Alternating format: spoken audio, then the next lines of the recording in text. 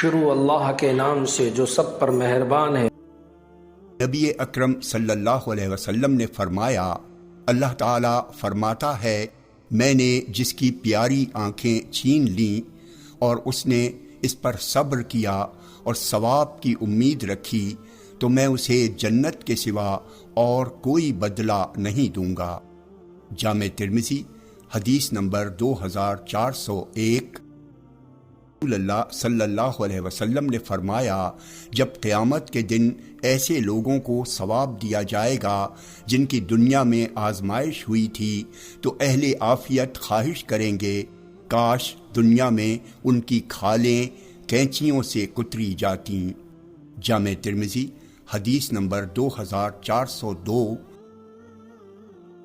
اللہ تعالیٰ ہمیں ان احادیث مبارکہ پر عمل کرنے اور اپنی زندگیوں کو سنوارنے کی توفیق عطا فرمائے۔